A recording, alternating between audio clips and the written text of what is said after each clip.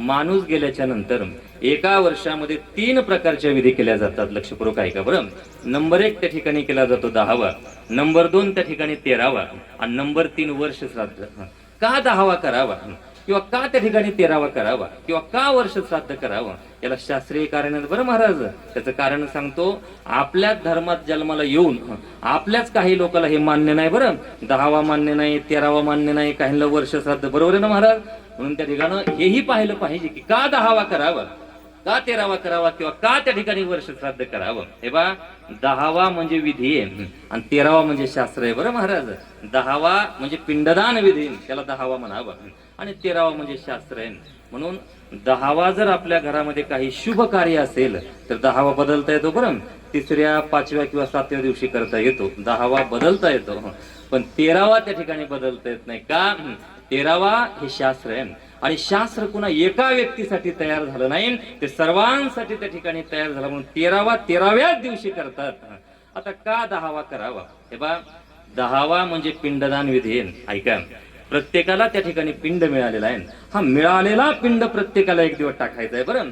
आणि टाकल्याच्या नंतर त्याच्या पुत्र पौत्राधिकाने तो दान करावा लागतो. त्याला म्हणतात पिंडदान विधी म्हणजे 10वा. आता प्रश्न आहे बरं महाराज, कुणाला दान करायचं हाही मोठा प्रश्न आहे. पंचमहाभूतांच्या पंचतत्वापासून हे शरीर बनलेलं आहे. ज्यावेळेस प्राण जातात ना, ते पंचतत्वामध्ये विलीन होऊन जातं, म्हणजे त्यांना देऊन टाकावं लागतं. महत्वाची गोष्ट आहे. अजून एक त्या ठिकाणी पाहिलं जातं महाराज, 10व्याच्या दिवशी 4 प्रकारचा स्पर्श त्या ठिकाणी पाहिला जातो. ते ऐकून ठेवा बरं. नंबर 1 त्या ठिकाणी काक स्पर्श त्याला म्हणावं. नंबर 2 त्या ठिकाणी गायीचा स्पर्श म्हणावं.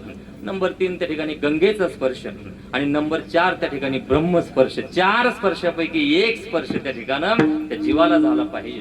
आता अपडेट लोक म्हणतात कावळ्याचा आणि त्या ठिकाणी त्या जीवाचा काय संबंध म्हणतात ना मला, बरोबर आहे ना. काय संबंध आहे कावळ्याचा आणि त्याचा? लोकांना जर त्या ठिकाणी शास्त्रीय कारण सांगितलं तर पटतं बरं महाराज. शास्त्रातलं सांगितलं तर पटत नाही, पण शास्त्रीय कारण त्या ठिकाणी तुम्हाला सांगतो. असं त्या ठिकाणी जर्मनच्या काही शास्त्रज्ञानं 10-20 शास्त्रज्ञ एकत्र आले आणि एकत्र येऊन त्या ठिकाणी त्यांनी भगवंतानं जेवढ्या त्या ठिकाणी योनी पशु पक्षींच्या बनवल्या, त्या प्रत्येकाच्या डोळ्याची चाचणी त्या ठिकाणी घेतली. तर त्यांच्या असं लक्षात आलं की काही त्या ठिकाणी पशु असे आहेत त्यांना दिवसा दिसतं पण रात्री अजिबात दिसत नाही. काही त्या ठिकाणी पक्षी असे आहेत की त्यांना रात्री दिसतं महाराज, पण दिवसा त्या ठिकाणी दिसत नाही. आहेत ना महाराज. घुबड आहे ना, आता नाव घेऊ नये, पण नारदाच्या गादीवर जमतं महाराज घ्यायला. घुबडाला कितीही लाईट असेल, कितीही उजेड असेल तर दिवसा कधी दिसत नाही, पण रात्रीचं दिसल्याशिवाय राहत नाही. असे काही त्या ठिकाणी पक्षी आहेत. पण ज्यावेळेस कावळ्याच्या डोळ्याचा विचार केला तर त्यांना कावळ्याच्या डोळ्यामध्ये असं नाही, कोणाला दिसत नाही. 12-5-17 कोणाला दिसत नाही महाराज, दिसतात फक्त कावळ्याला.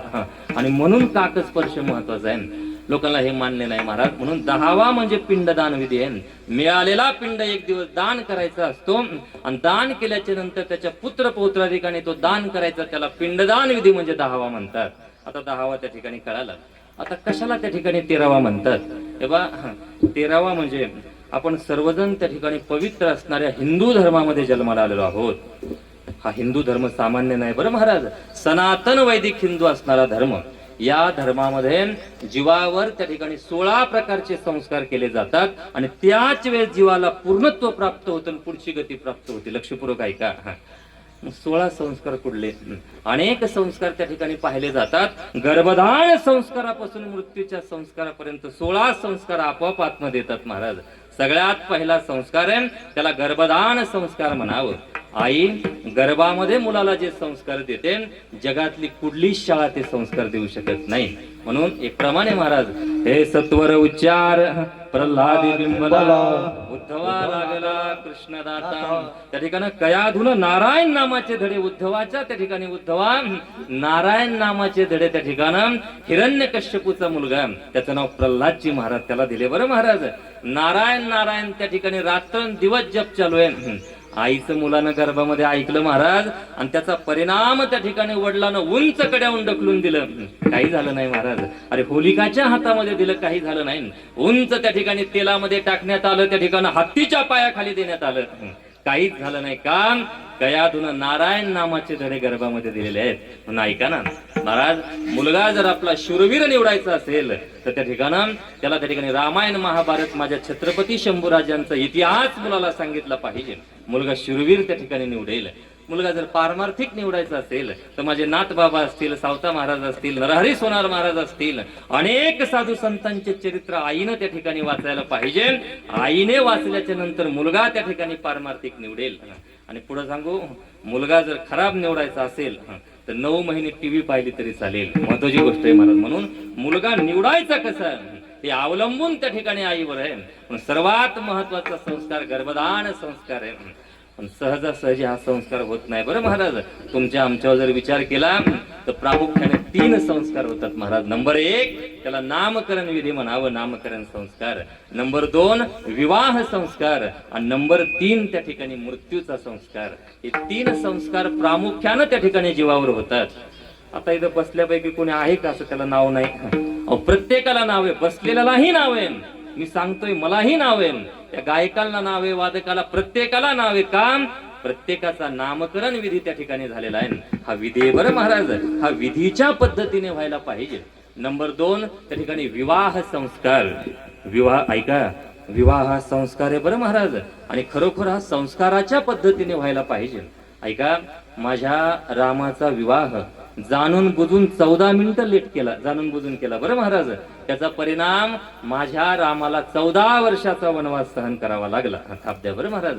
14 वर्षाचा वनवास सहन करावा लागला. का? 14 वर्ष लग्न उशिरा लागलं. मग आता विचार करा बरं, आपलं 12.5चं लग्न जर 3.5ला लागत असेल तर त्या जोडप्यांना आयुष्यभर किती कष्ट सहन करावं लागत असेल. महत्वाची गोष्ट आहे. म्हणून हा संस्कार आहे महाराज, हा संस्काराच्या पद्धतीने त्या ठिकाणी व्हायला पाहिजे. आणि नंबर 3 त्या ठिकाणी मृत्यूचा विधी, मृत्यूचा संस्कार. मृत्यूचा संस्कार, मृत्यूचा सोहळा करता येतो बरं महाराज. पण त्यालाच करता येतो की ज्यानं आयुष्यात त्या ठिकाणी परोपकार केलेला आहे, ज्यानं आयुष्यात त्या ठिकाणी भगवंताची भक्ती केलेली आहे, अशाच साधू संतांना त्या ठिकाणी मृत्यूचा सोहळा करता येतो. माझे जगद्गुरु तुकोबाराय असतील, माझे नाथ बाबा असतील, सावता महाराज असतील, त्या ठिकाणी नरहरी सोनार महाराज असतील, प्रत्येकानं मृत्यूचा सोहळा केला बरं महाराज. का? आयुष्यभर भगवंताची भक्ती केली, मृत्यूचा सोहळा केला. ऐका ना, तुमच्या माझ्यावर त्या ठिकाणी 3 प्रकारचे संस्कार, आपल्याला 13वा पाहायचा आहे ना. 3 प्रकारचे संस्कार भरत महाराज होतात. 16तून 3 गेले, खाली किती राहिले? 13वा पाहायचा आहे ना. आता 13 त्या ठिकाणी 13वा सांगतो. मग हे 13 संस्कार मृत्यूच्या दिवसापासून त्या ठिकाणं 13व्याच्या दिवसापर्यंत आपण जीव, जुन्या लोकांना माहितीये जीव खडा ठेवतो, त्याला आसमा म्हणतात बरोबर आहे ना. हा आसमा त्या ठिकाणी दिव्याच्या ज्योतीच्या माध्यमातून रोज त्या ठिकाणी एक संस्कार 13 दिवस 13 संस्कार होतात. ते 13 आणि पहिले 3 16 संस्कार 13व्याच्या दिवशी होतात. आणि 13व्याच्या दिवशी त्याला ऊर्ध्वगती प्राप्त होऊन तो पुढच्या प्रवासाला निघतो. 10वा पाहिला, 13वा पाहिला. आता काय पाहायचंय? वर्ष श्राद्ध. कशाला वर्ष श्राद्ध म्हणावं? हे बा, हे गरजेचं आहे बरं महाराज.